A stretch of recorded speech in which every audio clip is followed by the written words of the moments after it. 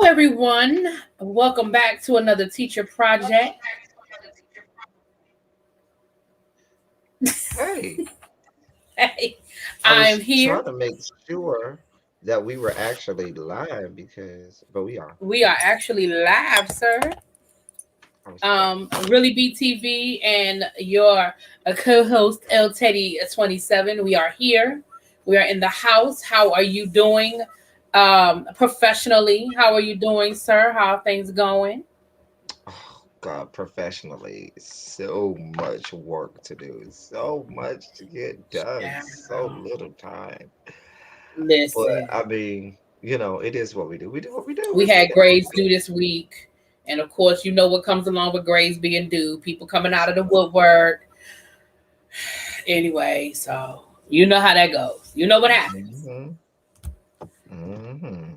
So, but we are here today. We're going to talk about we had a few things actually going on that we're going to talk about today. Yeah, lots going It's a on lot in going on education. educationally. While we were on hiatus, I was celebrating a birthday, and Yeah. we've just had a lot going on Yeah, and then I educationally. had some family stuff I was working through. So we've been dealing with some stuff.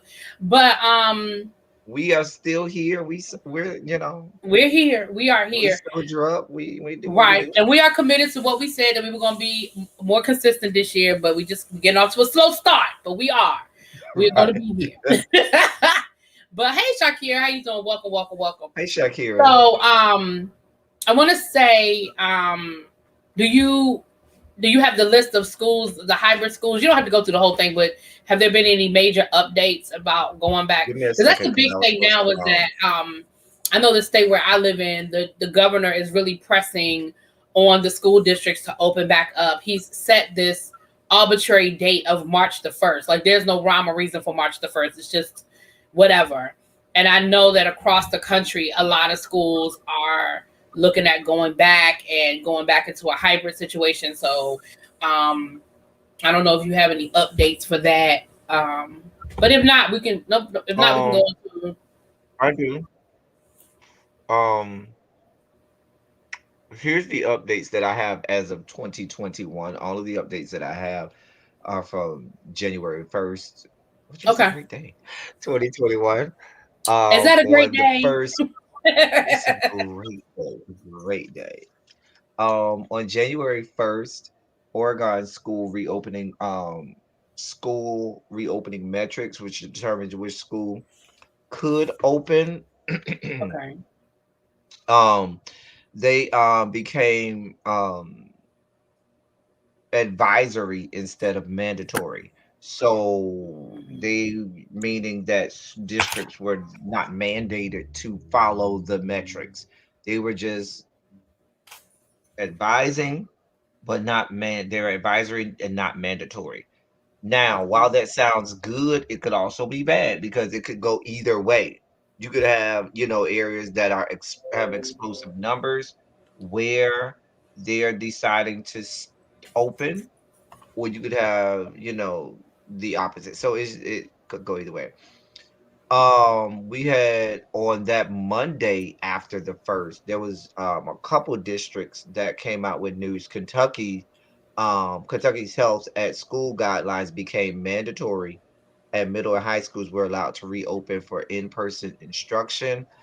Schools in New Mexico were required to close in-person instruction through January 15th to mitigate the virus spread.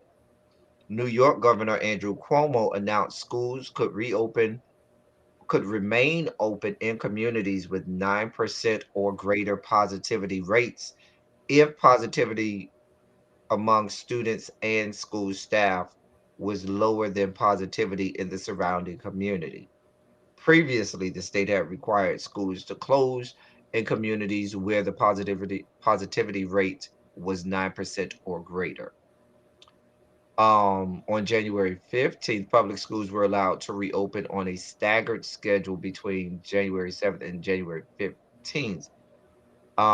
Wait, which state is that? Hold on. Why did that go away? Hold that January 15th because I don't see what state that is. On the 18th, schools in areas of New Mexico with lower transmission rates were permitted to begin reopening for in-person hybrid instructions. Um, in West Virginia, all public and private pre-K elementary and middle schools were required to resume full-time in-person or hybrid, at least 2 in-person days every week instruction, regardless of their county's transmission rates. High schools were still required to close if they were located in counties the Department of Health and Human Resources classified as red in the county alerts system map. Um, I gotta check it out, see what I can find with that January 15th one because I don't remember which one that was. But that's all of the updates as of January 1st That that I ma- had. no, I'm sorry, my bad. Go ahead. I'm sorry. Yeah, that's all the ones that I have as of January 1st. Okay, that New York situation is a lot.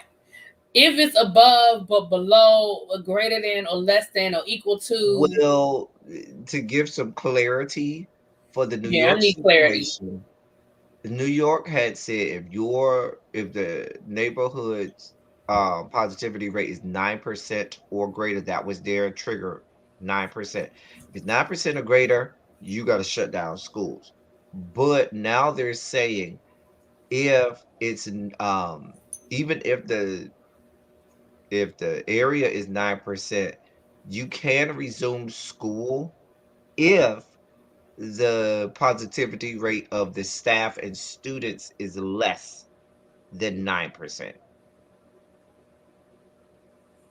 Hmm. I don't listen. I this is not me. This is And I get it. I get it. We're desperate for the kids to go back to school, so we're figuring it out the best way we can. Like I get it. It's just a lot. I'm just.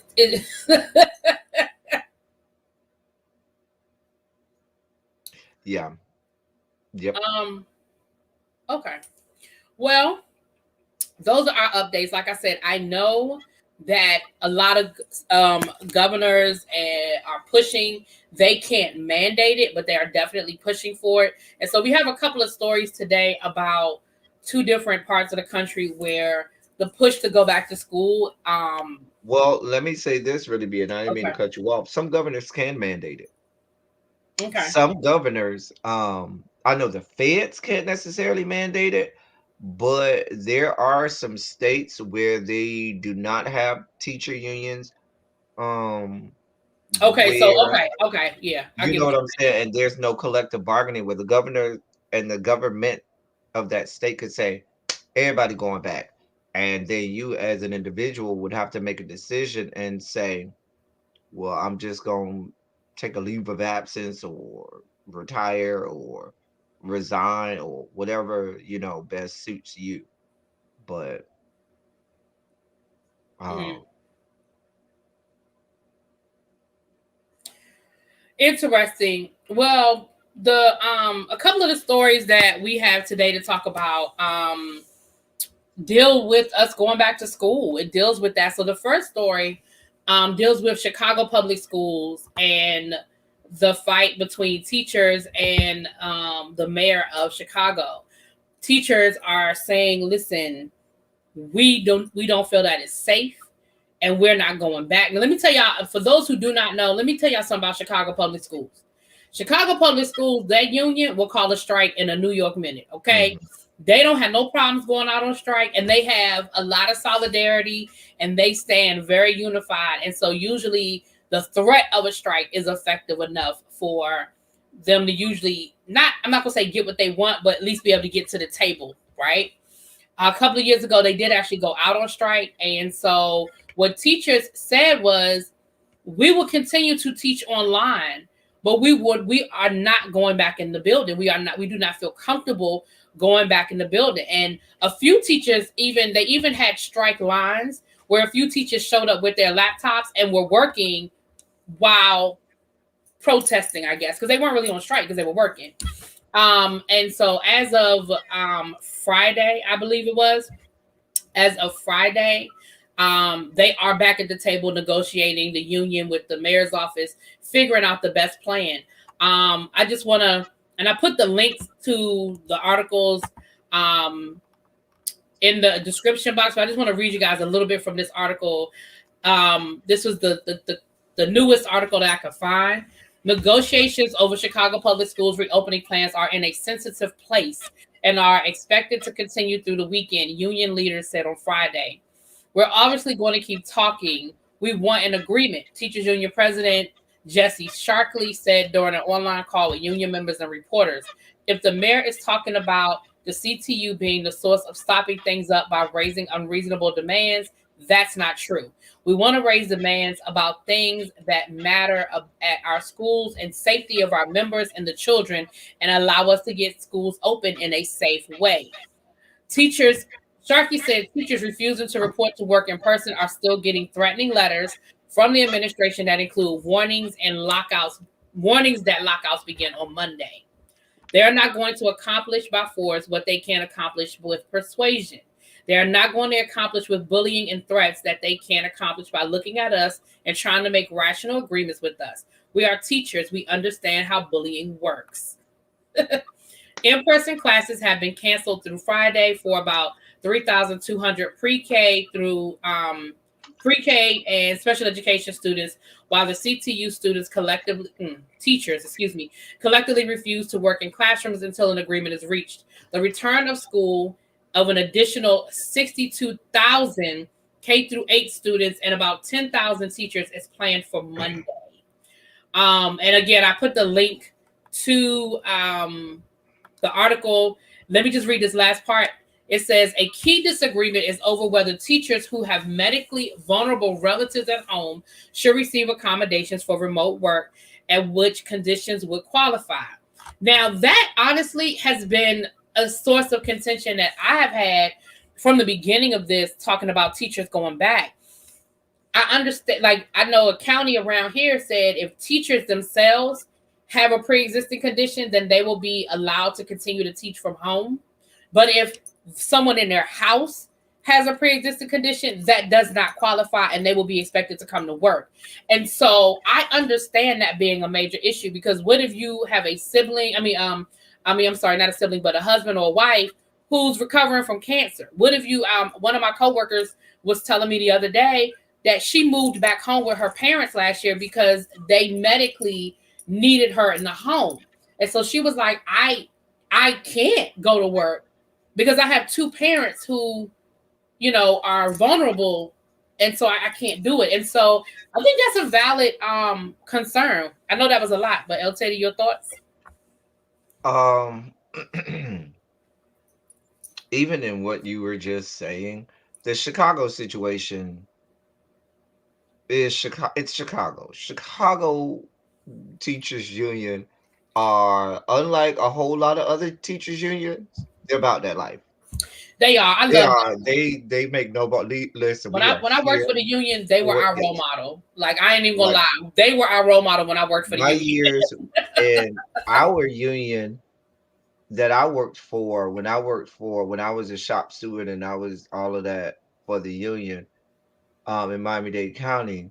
Our union was almost the same size as theirs. Like our bargaining group was 30 some odd thousand between the teachers and the other staff and personnel who fell under our union. It was Mm-hmm. 30 some odd, like 38,000 or something. Like, it might have been more than that because I Mm-hmm. know the teachers alone were about 24,000. Mm-hmm. Anyway, my point being, um there is definitely going to have to be compromise on both ends. Now, looking at the other side, some of the pushback that I've started to see in situations where um teachers have gone back to in-person schools, and you've had those teachers who, be it themselves or people in their homes, are susceptible to COVID because of pre-existing conditions. The other part of the coin is there have been many districts where parents have gone in and said, take my child out of that person's class. Um, and that became an issue because there's a district, I can't remember, it's in Florida, I don't remember, but they've gone back. And there are some students who are home, but the students who are home is very small. So what was happening is they were having the teachers who were at home, which weren't a lot, but the teachers who were at home were the instructors for the students who were at home. That might can work on the elementary level, but that presents a bit of a problem on the high school level where there's certifications involved, there's numbers, ratios with teachers and students, because administrations have to be able to say, in order for me to have this teacher on my payroll, I have to have X amount of students to justify having this X amount of staff. And so there began to be there's that start of there that part of the coin is starting to come out. I don't know. I haven't looked that far into it, but I've read that story. And when you were speaking about that, it just reminded me of the story that I read about that. So I can imagine that being a situation coming up as more districts start to go back to in person, where they have that hybrid, where they have some in person and some, Mhm. um, at home, especially for high school, not necessarily elementary, because elementary school teachers are in most states certified to teach everything. But when you start to get to middle school and especially high school, you there becomes a lot more. It becomes a lot hairier. Yeah, I know that. Like I said, my governor is pushing for us to open back up, and so I know I kind of had a little conversation with my students this week, and I asked them about it. I said, and I'm on a high school level, so it's different. Like you said, it's a different on a high school level. And I asked them about it. I said, hey, how do you guys feel about this? Them talking about us going back to school. Like how do you feel about it? And um, one of my classes was like, yeah, no, I'm not doing it. Like, I ain't trying to go back. I'm good. I'd rather wait until the fall, wait till the new school year. But the rest of my kids were like, I'm ready to come back. Like, I want to come back. And that kind of surprised me. I thought the majority of my students would be like, nah, I'm good. I'm good. But I think it's more for the socialization than it is for the school. Mhm. I am not fooled into thinking that they're so, because they just need to be around me. Like, I get it. But you don't have to agree. But I'm just saying, I just found that to be interesting. I thought a lot more of my students would be like, "Nah, I don't want to come back." We do have a comment, Des, who is one of our teachers, who's been a guest on here from time to time. He said that, and now he's been hybrid from the beginning of the school year. They went back at the beginning, and if not the beginning, close to the beginning of the school year. And he said he's feeling voiceless and unheard, and very much on the verge of burnout. I can only imagine, because the expectation is, and I know your situation is a little different because you're SPED, your special education, so it's a little different. But the expectation is that you're teaching during the day and you're still responsible for the kids who have opted not to show up, and it's like you're doing double duty. And I'm sure with you dealing with accommodations and everything else and doing case management, I can only imagine how much harder that is on you, especially since you've been doing this since September, October. I can't imagine. I cannot imagine. So yeah, it is very, very interesting. So um, you're right. Chicago is sort of an anomaly, but it was very interesting that Chicago was like, "Nah, we'll keep teaching from here, but we're not going back." And I understand the concerns. I do. I definitely understand the concerns. The goalpost is moving every day. Yeah, see, and the goalpost is moving every day because COVID moves every day. Like, we have these two new strands now. The numbers go up, the numbers go down. This is happening, that is happening. We've got a They new still trying to administration figure coming out in. if the vaccine will work Right. on We the don't know new whether strains. right. We don't know whether the vaccine, what's going on with the vaccine. Now, in my county, they've made teachers part of the group that the first responders, right? So we are in line to get the vaccine. Um, of course, it's not mandatory, but we're in line to get it. And so I mean, all of that is just different. You have a new administration coming in with all sorts of, they've got a plan. They don't have a plan. They submitted the plan. The plan was sent back. Like, it's just a lot. It's a lot. And so the goalposts keep moving because everything else keeps moving. And I think, when teachers make valid statements, people always want to say, oh, you're just lazy. Oh, you just don't want to do your job. Oh, you just don't want to go to work. And it's like, no, I do. Like, I'm ready to go back to work, but I'm also wanted to be safe. And I think that gets lost in translation when people say, oh, well, you just don't want to go back to work. No, I just want to make sure that I'm safe. How about that? Okay. So here's another story, and this is kind of on the opposite end of the spectrum. Out in Las Vegas, and this is sad, but again, we have to look at all aspects of this. Las Vegas, the governor of Las Vegas is pushing for kids to go back to school. Or is it the mayor of Las Vegas? Hold on. I don't want to be wrong.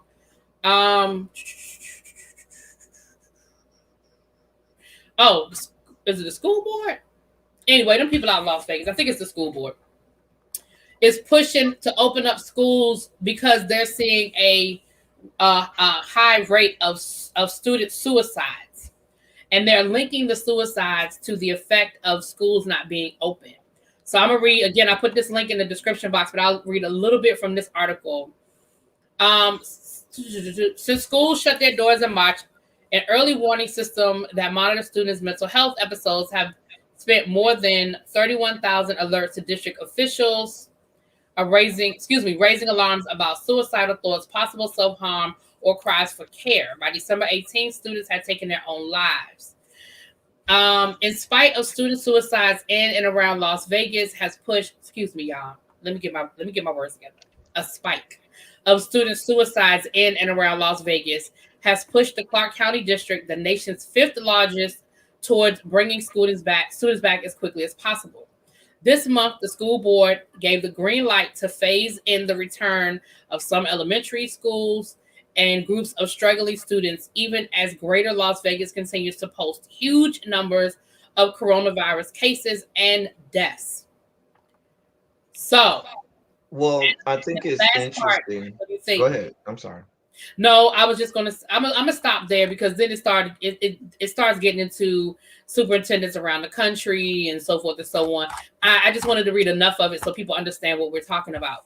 So, well, let me say that it's so interesting because we're talking about Chicago first and then Clark County. We're talking about Chicago, I think it's number 3 in terms of size. I think Clark County is number 5. So we're talking about 2 of the top 5 largest school districts that we have in this country. Now, when I took statistics back in college, one of the things my statistics teacher always told me was numbers cannot lie because numbers don't tell stories. People tell stories. So, and his point was when people say the numbers does not lie, he would push back and say numbers don't tell the truth either. Numbers just show you what's there. Right. And what happens is people then take numbers and make them what they need them to be for good or bad reasons. And I say that because is school being closed a part of it? Perhaps. I can't go without saying that. Are there other factors that go into it? Sure. Absolutely, there are a lot of other factors that go into it. The quarantine is not just schools because remember they had the whole summer. When a lot of those numbers that they're pulling from came, that was during the summer when most of those students would have been home anyway. So, there are things like that that have to go that play a part into it. I think that definitely school being closed is a part of it, but I don't want them to make it as if it is the lion's share of the reason why these suicides take place, especially, and it definitely becomes negligent if you have not talked to these students or have been or these students haven't been able to sit down and be clinically diagnosed or treated, or have someone have said, hey, this person is having a problem with such and such. And so just to paint it with that broad stroke, and you Mhm. know how they do in education, they'll use anything for a reason to get something going in Mhm. the education sector. I see Jonathan's question. That question um depends on what state you're in, what district you're in, because some states have class size laws um that dictate how large a class can be. Some states do not. Some districts are large, some districts are not. Whereas you could be in Miami-Dade County and have a classroom in high school with 44 and 45 students in an English class, and you may go in some rural areas or in some other urban areas and have a classroom of 18 or 20. So it really it it could it could vary. Exactly. And I'm gonna say this. I'm gonna say this. Two things. I'm gonna say one. I'm gonna address what Jonathan asked me, and then I'll address Dez's last statement, which will piggyback on what El Teddy is saying. Um, I can't really go by my class size because I teach honors kids and IB, so my class sizes are going to be small anyway. My IB class is 17 kids, but I will say, and last year my IB class I had 9 kids. So it just depends on, like El Teddy said. But I will say this. Um, my counterparts, my co-workers who teach, quote unquote general ed kids, like it's not an honors class, it's a regular class. Because when we started the school year, it was online. They did stack those classes. And I have co-workers who have kids, they have almost 40 kids in a class because they could, because they knew that it was just logging into a computer versus being in a classroom. Okay, thanks for coming through, T Lounge. But one thing I will say is that's another thing we have to look at. Well, if we decide, if our school district goes hybrid, those are the conversations that are going to have to be had about, well, we know that we can only have XYZ amount of kids in class at a time. And even if you break it up by alphabet, which I don't know how they were going to do it, but even if you break it up by, okay, A through F goes on this day and this, and this, you still have to look at those numbers. How do those numbers plan out? Because if you have almost 40 kids in a class, what if most of their last name Names starts are A in the through F? wrong number. You I've know? had that before. Like I remember a year, I had a huge class that year. I was teaching 10th grade English, and I had about 42. And of that 42, I just remember about half of them were within 3 letters. It was like, That's crazy. I think it was like R, S, and T. Right. Like half the students were in R, S, and T. And so it was so funny because I usually would do stuff, A through whatever, and I had to make it go so much further down because of that different thing. The other thing, Jonathan, is and this is pretty traditional across educational sectors. Sizes go up the higher the grade level, or the higher the school. So elementary school are going to have the smallest numbers, and then as you go up to middle school, the numbers will get bigger, and then the larger numbers will be at the high school level. Um, Mm-hmm. but the higher the grade, the more apt you are to have. And also, once you even get to the higher grades, it's the subject area. I know from all of my master's work and my specialist work in education that the first class that they try to have smallest numbers is classes like English. They go English first, English, then math, and then after English and math, that's that top tier. Those two are usually the top tier of trying to get the numbers down. Then you go to science and social studies. Then after the science and social studies, when you get to the electives and stuff like that, you talk about a PE teacher might have 100 students. You know what I'm saying? I've known PE Right. teachers to have 80, 100 students in the class and so forth like that. So that's why. Yeah, in my district, Um, we don't. Our numbers aren't that high unless it's like a PE class or something like that. Where something like that where they have those, but because we do have a class size tap. If it goes over a certain number, teachers have to be compensated. for that. Mhm. That's in DC and in where I work. But generally speaking, though, you're right, Jonathan. Your point is very valid. Like, what do we do with those? How do we figure that out? Like, that's one of those things that we have a reopening committee at my school, and that's one of the things that they're going to have to figure out. I purposely didn't volunteer for that committee, because that's just one of the things that they're going to have to figure out. Des, you bring up a good point, and again, it kind of taps on what El Teddy was saying, and I agree. When we talk about mental health issues, I'm not going to say that schools being closed is not a factor. Hey, Star, I'm not going to say it's not a factor. But what I am going to say is we're looking at kids dealing with unprecedented things. They're dealing with fear. They're dealing with the unknown. They're dealing with isolation. And like Death, and a lot of them are, I don't mean to cut you off, a lot of them are dealing with COVID deaths within their own right, they're dealing family with death. and stuff They're like dealing with that. illness. Absolutely. And so you're right, Des. Opening up school, okay, fine. If you want to link, even with as flawed as I think that theory might be, if you want to just automatically link the two together, now what are you putting in place when those kids come back to school? Are you adding extra mental health services? Are you adding mandatory, therapy, like rotated through the classes? Like, what are you doing? Because if you're saying, hey, we need to rush to open schools back up, even though where we live still has one of the highest COVID rates, now what are we going to do once we get those kids in the building? But the thing about it is, even further than that, even if they decided to do that, what you're talking about with the mandatory um um Mental health. mental health, how would that work?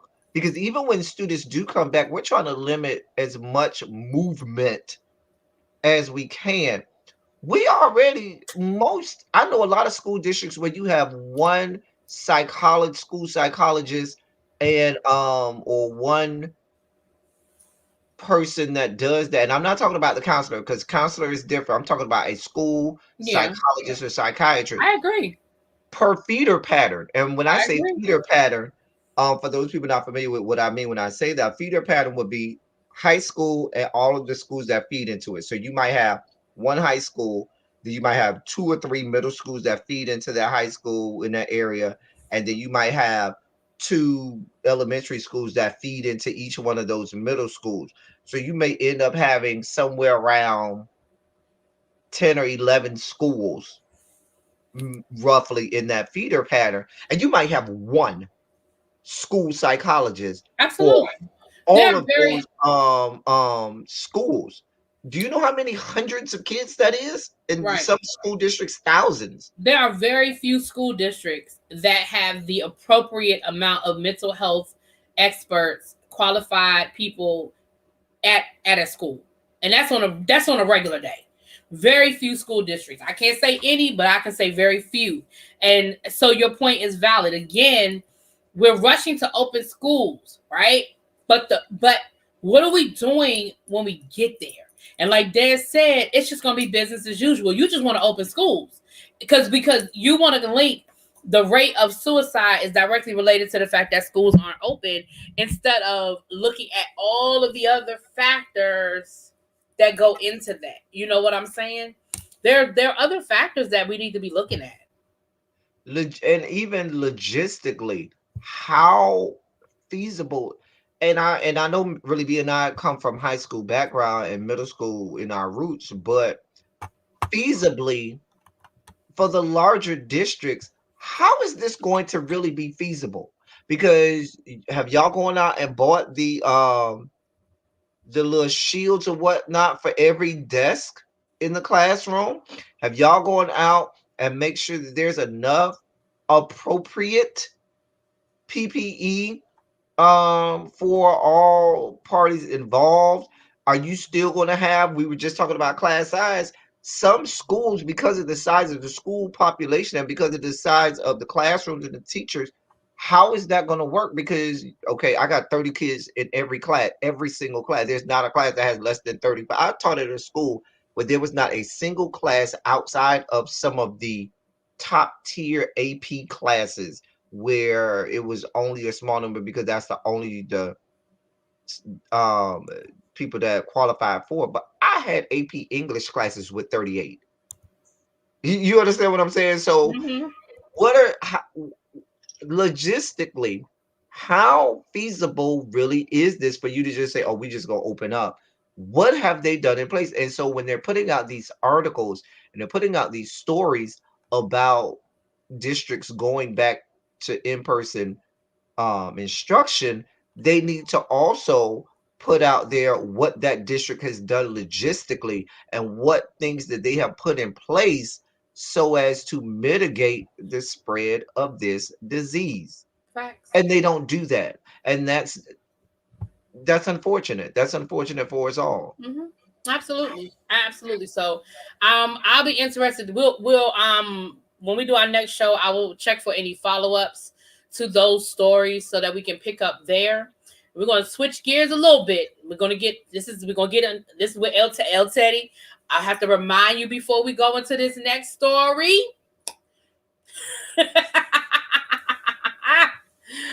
So, there was a bit of controversy this week.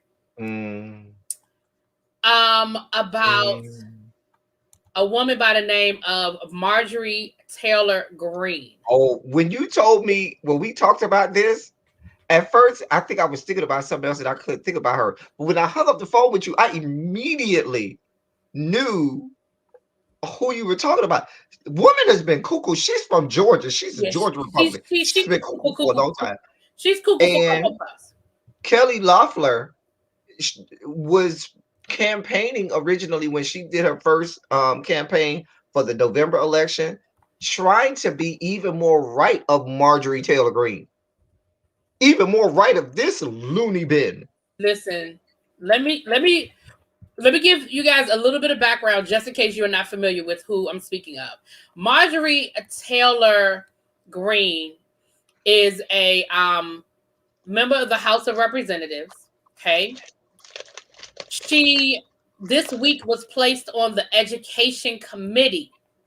Why is this so controversial that she was placed on the Education Committee? First of all, we're not going to get into the outside. Let's just deal with education first, and then we will work our way out. Okay. She called Parkland a hoax. She said that it did not happen and it is a hoax by the left wing to take our guns. I'm paraphrasing, but that's essentially where she was coming from. She actually, there's a video that was circling this week of her actually chasing down one of the survivors of Parkland who became an outspoken lobbyist for gun control. And mind you, he's like 22, 23 years old, maybe. And she is literally chasing him down, berating him about why is he perpetuating these lies? How was he able to get all of these meetings with congressmen to talk about taking her gun? And he just wants to take her gun. Now that's just as far as education is concerned. Now don't forget, she made statements about Sandy Hook and was basically blaming the teachers, the school districts, and stuff like that, and said that they were to blame for Sandy Hook. Here's a quote from her. She says, gun-free school zones are a failure. Laws that prevent legal ownership of firearms turn schools into targets. She also tried to bring, now that's education. Let's just talk. I'm gonna read you guys a couple of her quotes, just in general, okay? Just in general. I'm just gonna read you a couple of her quotes. Once it's gone, freedom doesn't come back by itself. The only way you get your freedom back is it's earned by the price of blood. If Republicans cower to the mob and let Democrats and the fake news media take me out, they're opening the door to come after every single Republican until there's none left. Because now people are calling that she be expelled from Congress. This is a post that she put on Facebook as it relates to the California wildfires last year. She said, there are all of these people who have said they saw lasers of blue beams of light causing the fires and pictures and videos. So she was saying that The beams came from outer space that caused the wildfires in California. Politicians and Hollywood celebrities are the first to protect themselves with armed security, as you can clearly see by the military fortress around the Capitol.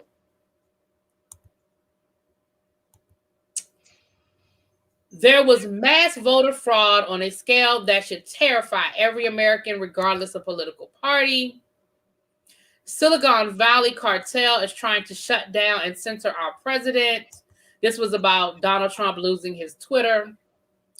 And it goes on and on and on and on. She talked about the mass voter fraud in Pennsylvania and Georgia.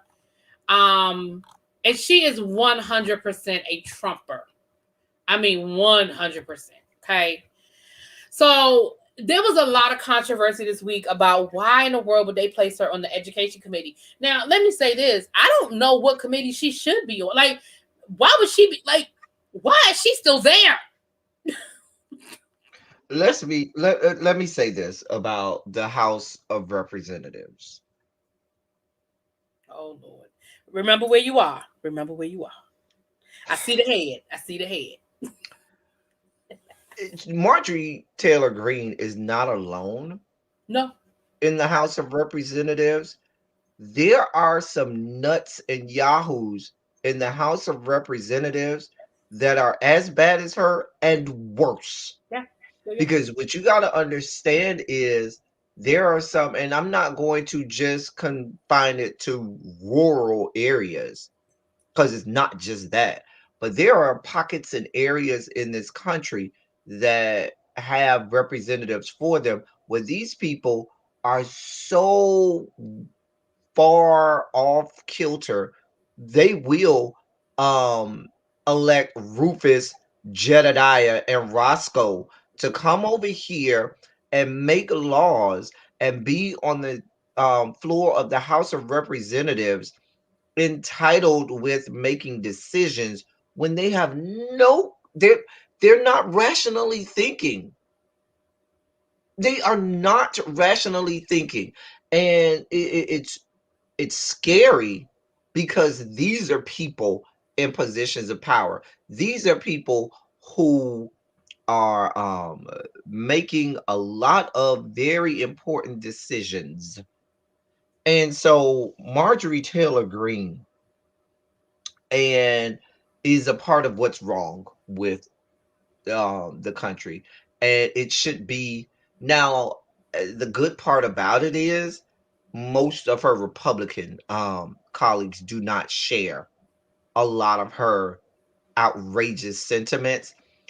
And even if she's over there yelling and screaming from the rooftops, all of her, just asinine viewpoints, I shudder to think that anything that she wants, will go through. However, I don't even understand why some of the viewpoints and arguments that she has need to see the light of day. And that's something that I say all of the time.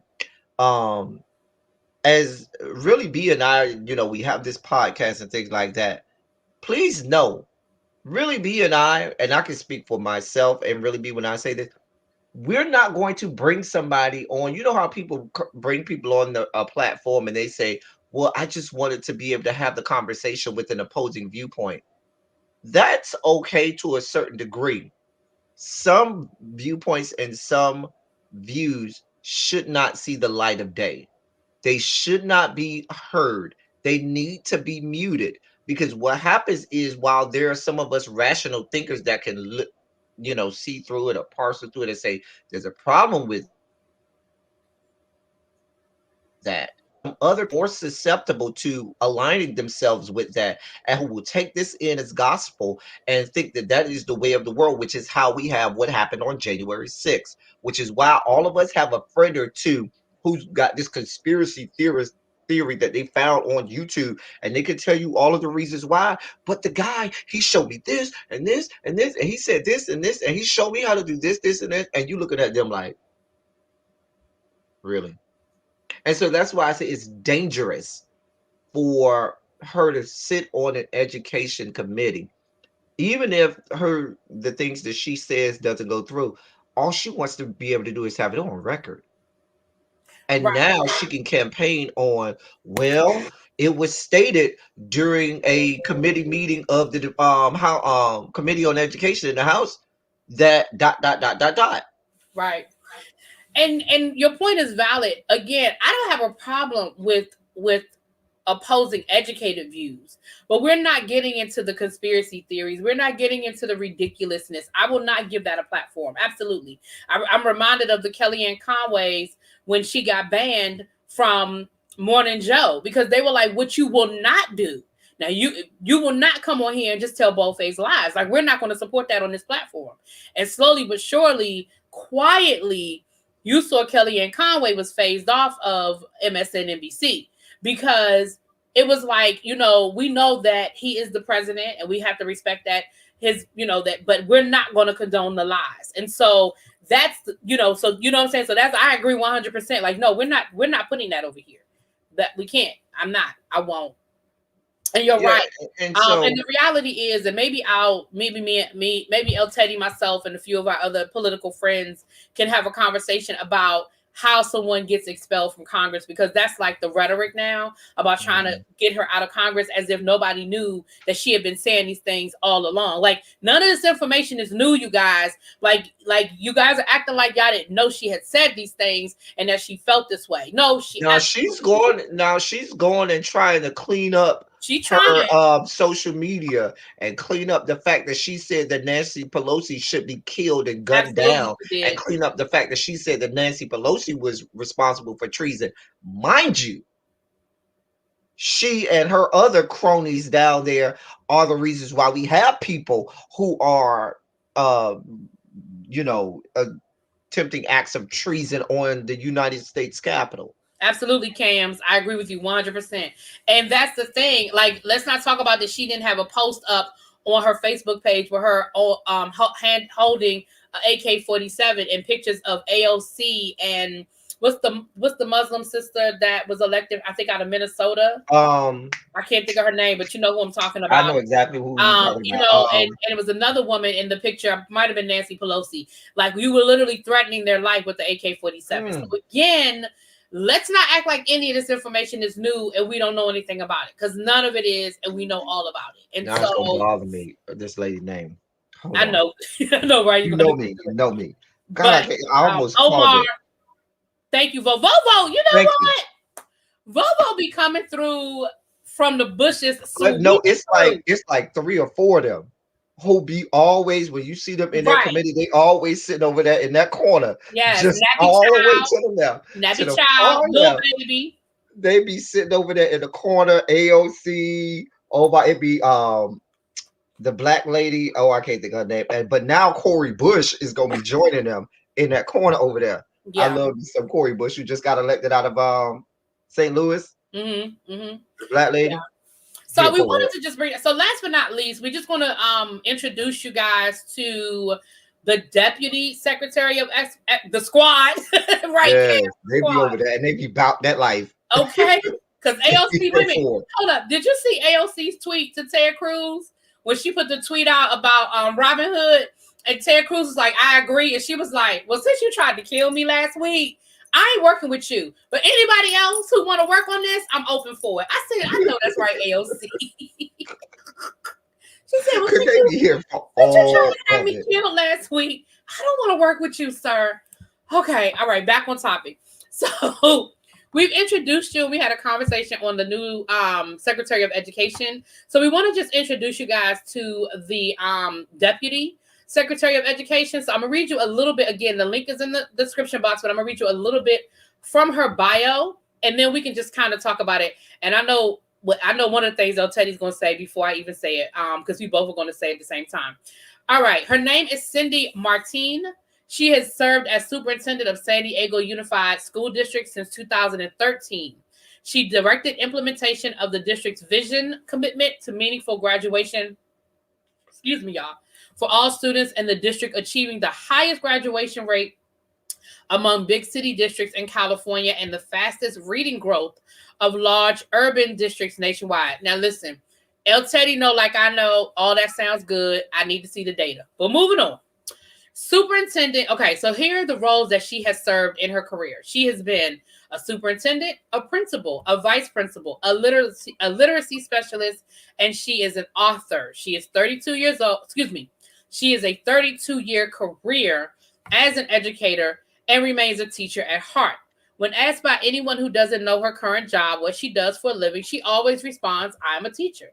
She is known to be a collaborator and someone who brings people together around big ideas and important topics, always keeping children at the center of every conversation and every decision.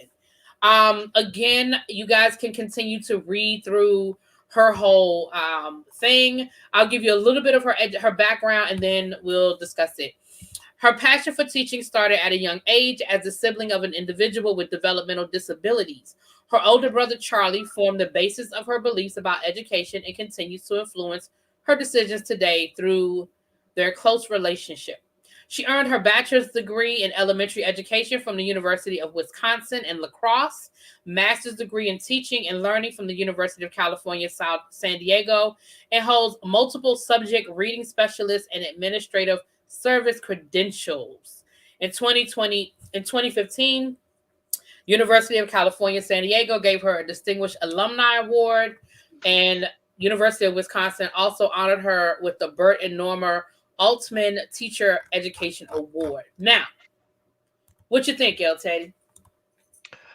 You remember I sent you the stuff about her a couple weeks ago, Yeah, you did. You did. and I've been doing some research from the stuff that I've been talking with people about. They feel like she should have gotten the secretaryship over Cardona. Her name was definitely in the mix. And the thing about it is, we know that one of the reasons that Cardona was selected, and let's be clear, is because he checked the box. He checks the box. But in terms of career professional educator, she definitely, and when we talked about Cardona, we talked about how he had not spent a lot of time in the classroom, how he was a not necessarily professional educator, but professional education administrator.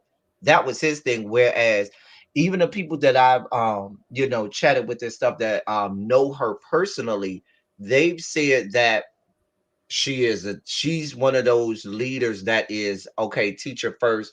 She'll roll her sleeves up and get in the classroom because she never wanted to leave from right. Actually, so and she spent several years teaching. So I definitely feel like, hopefully, while Cardona is the face, I hope that when they start to make decisions and policies, that he will at times acquiesce and defer to her in those meetings, because I do feel like she's the one who brings the most experience to the table. Even if you go administratively, her administratively, she has more experience with running larger school systems than Cardona and so forth. And when you do that, and not that you have to come from a large school district, but if you're going to be United States Secretary of Education, you got to know the bureaucracy, and you got to know it on a grand scale. You got to know how to politically maneuver your way to get things done. And when you're in a smaller school district, it's just not as many layers to go through, so you're not as battle tested in that regard. And I know I'm going on and on. I'm sorry, really, go ahead. No, I'm on the same page. A lot of people, she was definitely one of the names that I heard, and a lot of people thought that it was going to be her, and that it should have been her. Again, at this point, I'm cautiously optimistic about everything that we've seen over the last week and a half. I'm be honest with you. I hope for the best, but I've got my eye on it. When it comes to education, for obvious reasons, that's a sensitive subject for me. But I definitely like the fact we wanted someone who had been in the classroom. We wanted someone who understood what that looked like. Her resume looks really nice. It does. And I have not heard a lot of negative about her. I have a friend who actually lived in San Diego and had kids in schools during the time that she's been superintendent. And I mean, she didn't have anything bad to say. I mean, her concerns were genuine. I mean, were the To same types of concerns. give you a timeline in terms of some of her influence, if you recall, really be, I would say around 2007, 8, there was the big push for reading across the curriculum Right. between 2007 and around 2010, somewhere Mhm. around there. There was this big push nationwide where it was kids got to be able to read first, otherwise the other disciplines cannot flourish. And so you started to see pushes around the nation for reading across the curriculum, where every teacher, right, whether or not you taught math, science, you know, basket weaving, you Right. were a reading teacher. Yeah. She was one of the people who were the architects of that big initiative and was one of the people who was helping push that nationwide and things like that. Um, just to give you, you know, a reference or a time frame where a lot of people in education circles sometimes put her. Right. And I'm going to say this to piggyback on that. I've been to San Diego. I visited, like I said, my friend who lived there. I went to visit. And until you're in San Diego, I don't think people pay much attention to, like geography or whatever. But literally, the Mexican border is right there. And so you have a large population of ELL or ESL Hmm. students. And so, again, when you look at her literacy numbers and you look at that she had one of the highest literacy rates in the country, one of the highest graduation rates, and you look at that, when you add that factor that you're talking about students who either spoke broken English or no English at all, and she was able to do that as well. Again, you have to look at that part of it and say, wow, that adds something to it that a lot of people may or may not be very familiar with. Just looking at, San Diego's, but like literally, Hmm. we went to an outlet mall and literally the fence was right there. Like the border was, and people would come across the border to go shopping and go back to Mexico. Like it's literally right there. And so you definitely have a large population of ELL kids there. So when you add that factor, it's a big deal. I'm gonna be honest with you. I don't have a lot. We can be critical over here Oh sometimes, yeah, but I'm we cool. definitely. I'm And you know me, I'm always looking at it with the critical lens, like, but I don't have Yeah, I'm pretty pretty much. good right I don't have now. any bad things to say about her. I mean, the Yeah. worst thing that I've seen is um people them having disputes on, when and how to go back into the schools. Yeah. But that's, I don't care who you, that's going to happen because that's not an easy thing. It's not. And so you're going to have people on both sides that are Yeah. passionate. So Well, you guys, that is our hour. We don't want to keep you long. I hope you got something, learned something. Thank you for everyone who was here in the chat. Thank you to everyone who is subscribed. If you're not subscribed, please subscribe. Um, you can also, if you ever have any questions, concerns, or ideas for shows, the teacher project 2.0 at gmail.com is the email. You can also follow us on IG. The underscore teacher underscore project underscore 2.0 is the IG. Follow us on over there. And, let us know what's going on in your district, whether you teach or not. Let us know what's going on around you guys with your district, because, again, we can always, myself and El Teddy, we can't cover all 50 states. He tries. He does do a good job of it, though. But, well, Born Earth, definitely you can catch the replay and go ahead and subscribe and hit that notification so you'll know next time. I hope you guys, like I said, got something and walked away with something. And I'm going to be quiet and let El Teddy get the last word.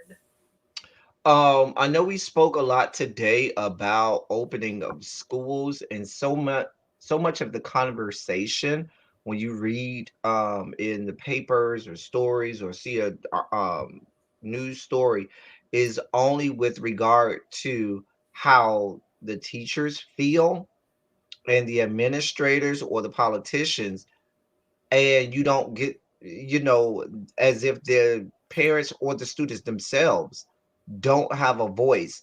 And I want to say, we're definitely going to, give you the perspective of professional educators and teachers, but please understand that as a parent, as an advocate, as a person concerned about education, your voice matters as well. So don't be afraid to speak or sign up to go to your local school district school board meeting and say, hey, I know y'all was thinking about opening up the schools. Let me tell you how I feel.